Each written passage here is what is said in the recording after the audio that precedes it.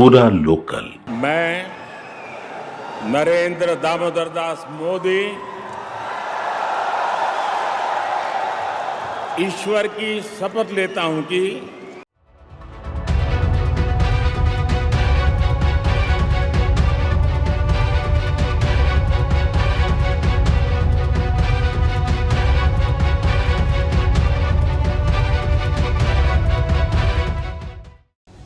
September 17తో ప్రధాని మోదీ 75 ఏళ్లు పూర్తి చేసుకున్నారు. ఏ పుట్టినరోజుకు లేని విశేషం ఈ సెప్టెంబర్ 17కు ఉంది అనడంలో సందేహం లేదు. ఎందుకంటే కొన్నాళ్లుగా మోదీ రిటైర్మెంట్పై చర్చ జరిగింది. ఆయన 75 సంవత్సరాలు నిండిన తర్వాత స్వచ్ఛందంగా పదవి నుంచి తప్పుకుంటారా అన్న దానిపై పలు ఊహాగానాలు వచ్చాయి. చివరకు ఆయన స్థానంలో ఎవరు ప్రధాని అవుతారు అనే వరకు వెళ్లారు. ఇప్పుడు ఈ చర్చలకు తెరపడినట్టే. మోదీ ఎలాంటి సంచలన నిర్ణయమూ తీసుకోలేదు. ఇది చాలామందికి నిరాశ కలిగించింది అనడంలో సందేహం లేదు.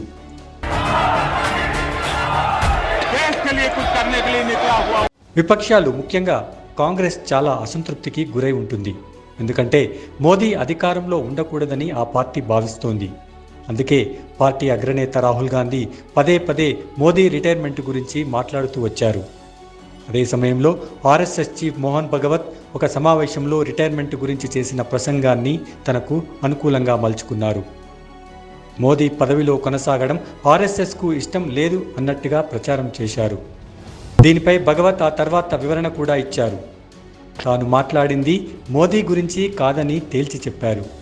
बाकी 75 साल की बात है तो मोरोपंत जी को मैंने कोट किया. वो बड़े मजाकी आदमी थे.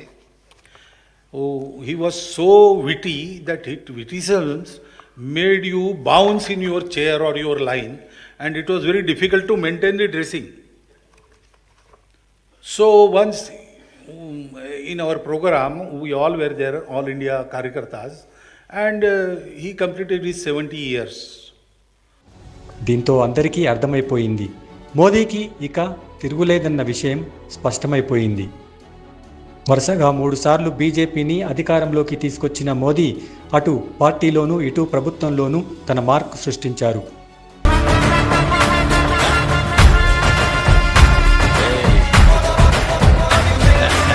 ప్రధానిగా నెహ్రూ తర్వాత వరుసగా అత్యధిక కాలం ప్రధానిగా పనిచేసిన వ్యక్తిగా రికార్డు సృష్టించారు.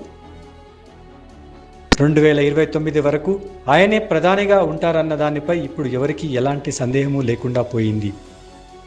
నిజానికి 75 ఏళ్లకు రిటైర్మెంట్ అన్నది బీజేపీలో అప్రకటితంగా నిర్ణయించుకున్న నిబంధన తప్ప ఖచ్చితంగా పాటించాలనే రూల్ ఏదీ లేదు. 2014 ఎన్నికల సమయంలో ఈ నిబంధన ప్రకారమే అగ్రనేతలు అద్వానీ, మురళీ మనోహర్ జోషి, యశ్వంత్ సిన్హా వంటి నేతలకు టికెట్ నిరాకరించారన్న ప్రచారం జరిగింది. అప్పట్లో సీనియర్ల అడ్డంకి ఉండొద్దన్న ఉద్దేశంతో మోదీనే ఈ నిబంధన తీసుకొచ్చారని అంటారు. అయితే విపక్షాలు దీన్నే అస్త్రంగా చేసుకుని మోదీ 75 ఏళ్ల తర్వాత పదవి నుంచి తప్పుకోవాలని డిమాండ్ చేశాయి. పార్టీ అగ్రనేత అమిత్ షా పలుసార్లు ఈ విషయంలో క్లారిటీ కూడా ఇచ్చారు. అలాంటి నిబంధన ఏదీ లేదని స్పష్టం చేశారు. వయస్సు అనేది మోదీకి ఏమాత్రం అడ్డంకి కాదనే చెప్పొచ్చు. గతంలో 75 ఏళ్లు దాటిన తర్వాత కూడా ప్రధానిగా చేసిన వారున్నారు. బీజేపీకే చెందిన దివంగత వాజ్పేయి కూడా 80 ఏళ్ల వరకు ప్రధానిగా కొనసాగారు. ఆ లెక్కన చూసినా కూడా మోదీ వచ్చే ఎన్నికల వరకు పదవిలో ఉండేందుకు అవకాశం ఉంటుంది. నిజానికి బీజేపీలో ప్రస్తుతానికి మోదీని తప్పుకొమ్మని అనేవారు ఎవరూ లేరు. పార్టీలోనే కాదు, దేశంలోనే ఆయన ఇప్పుడు బలమైన నాయకుడు. అందువల్ల ఎవరు ప్రస్తుతానికి మోదీని దిగిపొమ్మనే సాహసం చేయరు.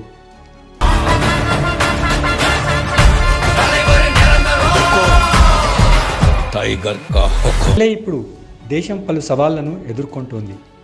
ఒకవైపు పాకిస్తాన్ ప్రేరేపిత ఉగ్రవాదంపై యుద్ధం జరుగుతోంది. ఆపరేషన్ సింధూర్తో పాకిస్తాన్కు బుద్ధి చెప్పినప్పటికీ ఆ దేశం తన తీరును మార్చుకోవడం లేదు. ఆక్రమిత కాశ్మీర్ను భారత్లో విలీనం చేసుకోవాల్సిన లక్ష్యం ఇంకా నెరవేరలేదు. మరోవైపు అగ్రరాజ్యం అమెరికాతో విభేదాల వల్ల అంతర్జాతీయంగా సవాళ్లు ఎదురవుతున్నాయి. ఆ దేశం విధిస్తున్న సుంకాలతో వచ్చే ఇబ్బందులను తట్టుకోవాల్సి ఉంది. ఇక అమెరికాను నిలువరించేందుకు రష్యా, చైనాలతో కలిసి ముందుకు వెళ్లే సమయం. ఇలాంటి తరుణంలో దేశానికి బలమైన నాయకుడు లేకుంటే కష్టమేనన్న అభిప్రాయం ఉంది. అందుకే ఇప్పుడు మోదీ ప్రధాని పదవికి ఎలాంటి ముప్పు లేదని చెప్పొచ్చు.